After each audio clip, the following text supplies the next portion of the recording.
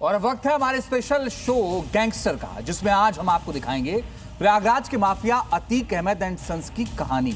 आखिर कब्र में भी क्यों बेचैन है अतीक, देखिए जी न्यूज की स्पेशल सीरीज गैंगस्टर में।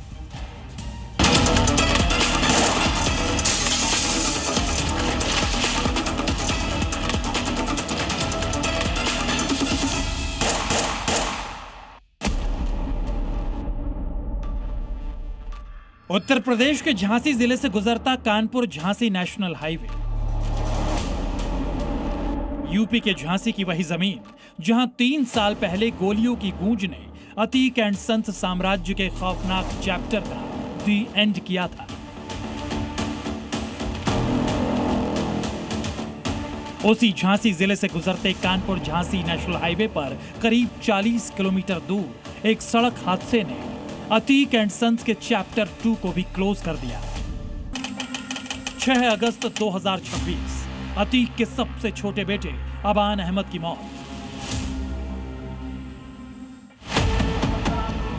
कानपुर झांसी नेशनल हाईवे पर करीब 140 किलोमीटर प्रति घंटे की रफ्तार से अबान अहमद की गाड़ी हवा से बातें कर रही थी। खबर यह भी सामने आई कि अबान ने सीट बेल्ट नहीं पहना था और हाईवे पर 1 सेकंड की गलती ने अबान को अपने पिता और चाचा की कब्र के पास पहुंचा दिया।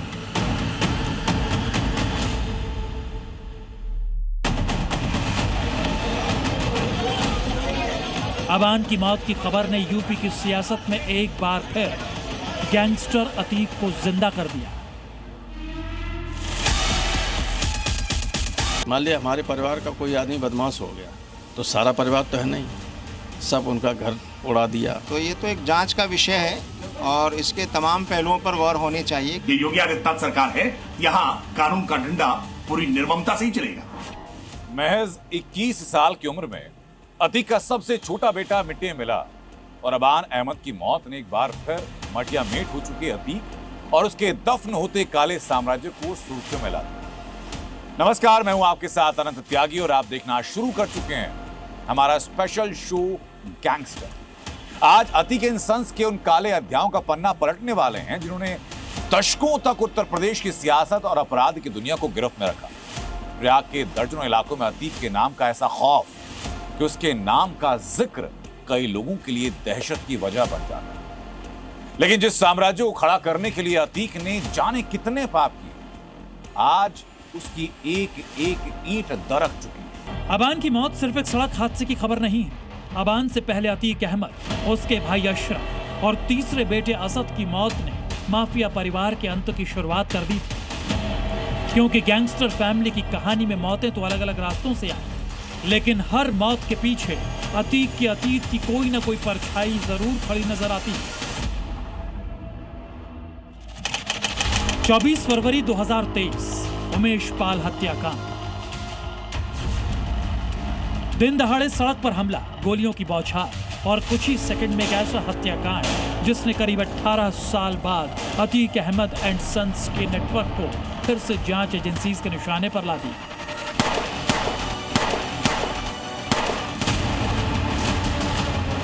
पुलिस के मुताबिक इस हत्याकांड में अतीक, उसका भाई अशरफ और अतीक का बेटा असद मुख्य आरोपी थे। उमेश पाल हत्याकांड के बाद अतीक का बेटा असद फरार हो गया। असद अहमद के सिर पर 5 लाख रुपए का इनाम था। पुलिस और एसटीएफ करीब 48 दिन तक उसकी तलाश करती रही। 48 दिन बाद 13 अप्रैल 2023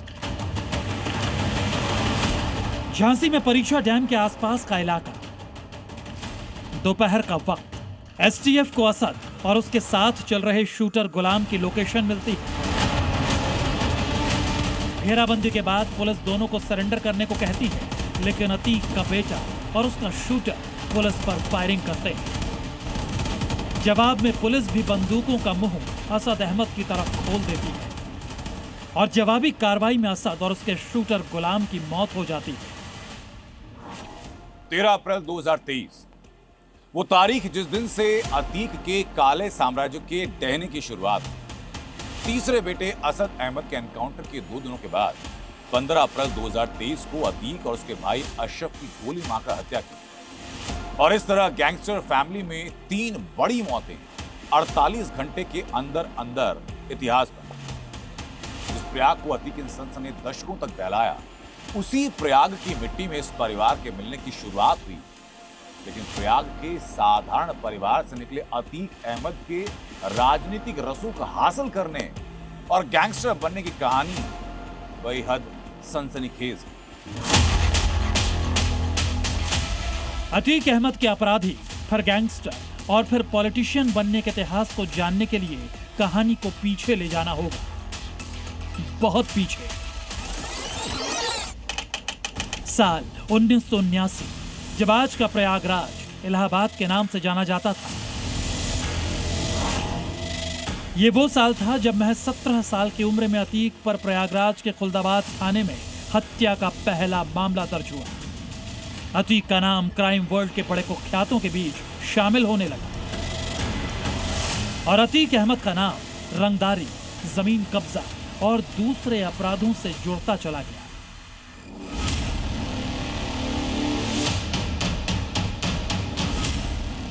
उन्नीस 1980 के दशक में अतीक ने गैर कानूनी धंधों से उठकर धीरे धीरे अपना गैंग खड़ा किया। इलाहाबाद और आसपास के इलाकों में अपना खौफ बढ़ाने लगा और अगले एक दशक में अतीक ने अपराध की दुनिया में बाहुबली और गैंगस्टर के तौर पर अपनी पहचान को बहुत बड़ा और मजबूत बना लिया। अपराध जगत में वो मर्डर करके उतरा था, धीरे धीरे वो क्राइम में आता चला गया और पॉलिटिक्स में सक्रिय होता चला गया। उसको पॉलिटिकल पार्टीज़ का संरक्षण मिल गया। एमएलए की हत्या के बाद जो इलाहाबाद में प्रयागराज में दिन दहाड़े उसने सिटी में की थी, उसके बाद उसका टेरर और बढ़ गया। अपराध की दुनिया में सिर्फ बंदूक और बारूद से काम नहीं चलता। दहशत और दबदबा बनाए रखने के लिए चाहिए पैसा, पावर, पोजीशन और ऐसी पहचान जिस पर हाथ डालना पब्लिक से लेकर पुलिस और कानून के लिए मुश्किल। 1990 का साल, ये साल आते आते अतीक समझ चुका था कि सिर्फ गैंगस्टर बनकर लंबे समय तक राज नहीं हो सकता, सत्ता में एंट्री करनी होगी। और यहां से शुरू हुआ माफिया अतीक के राजनीति का माननीय बनने का सफर। साल 1979 माफिया से माननीय बनने का सफर शुरू हुआ। अपराध और आतंक से कमाए पैसे और पावर का इस्तेमाल कर अतीक पॉलिटिक्स की राह पर निकल पड़ा। 1979 में अतीक अहमद इलाहाबाद पश्चिम विधानसभा सीट से निर्दलीय चुनाव मैदान में उतरा और जीत भी गया। 1991 में अतीक दोबारा चुनावी मैदान में उतरा और फिर जीत हासिल की। 1993 में अतीक अहमद ने जीत की हैट्रिक लगाकर खुद को यूपी की सत्ता का बाहुबली साबित कर दिया था। 1996 में समाजवादी पार्टी ने अतीक पर दांव चला और अतीक ने यहां भी बाजी मारी और 2002 में प्रयागराज पश्चिम से ही 5वीं बार जीत दर्ज करके अतीक ने यूपी में अपनी राजनीतिक जमीन को लोहा बना लिया। अपराध की दुनिया के कुख्यात चेहरे ने 5 बार यूपी विधानसभा पहुंचने के बाद अगली बड़ी छलांग लगाई।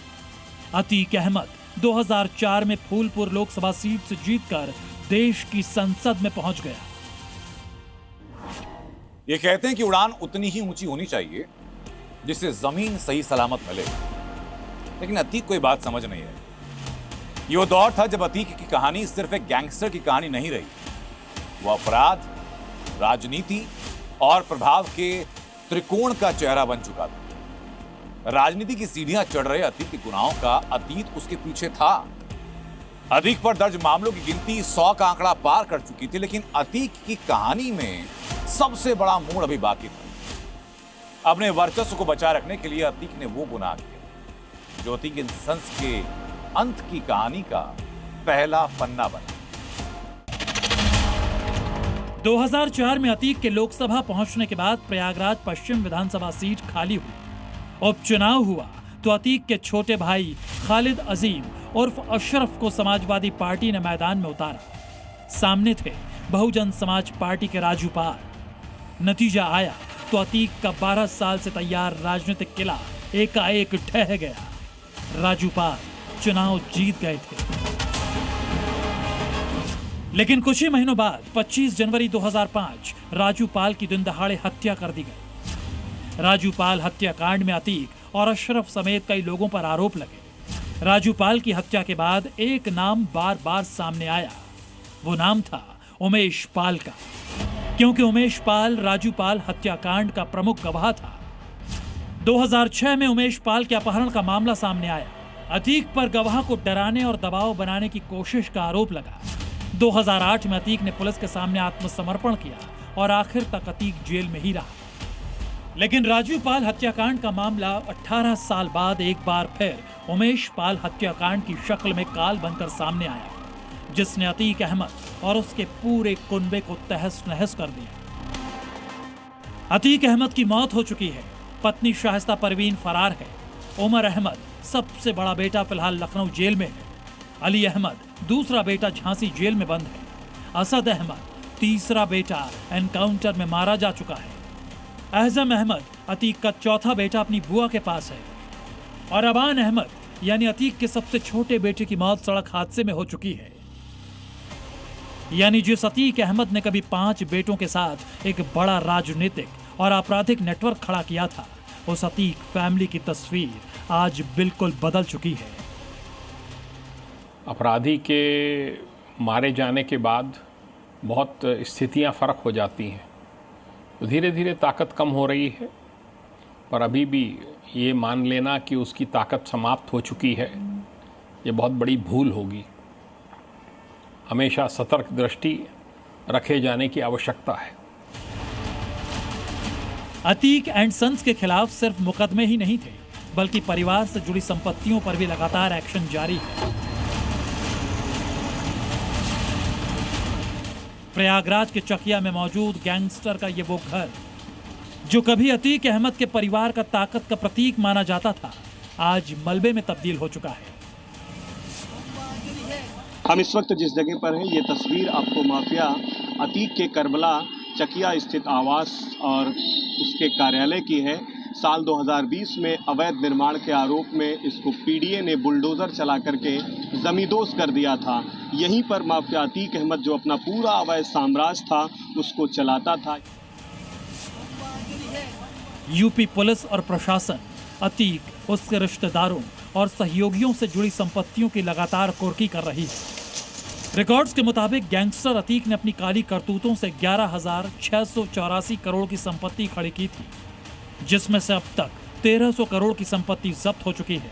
प्रयागराज की सदर तहसील में अतीक से जुड़ी 155 करोड़ की बेनामी संपत्ति को चिन्हित किया गया है, जिसे गैंगस्टर एक्ट के तहत कुर्क करने की तैयारी है। यानी जिस साम्राज्य की नींव अपराध और खौफ पर रखी गई थी, उस पर अब कानून का बुलडोजर चल रहा है। बीते महीने भी करीब 350 करोड़ की माफिया की संपत्ति जो बेनामी थी उसको कुर्क किया गया था। ये वो संपत्ति है जिसको पूर्व में कुर्क किया जा चुका है। कुछ इसी तरीके की बेनामी संपत्ति एक और जो है प्रयागराज पुलिस ने चिन्हित की है, और जल्द ही माना जा रहा है कि वहां पर भी जो एक्शन है प्रयागराज पुलिस का देखने को मिलेगा।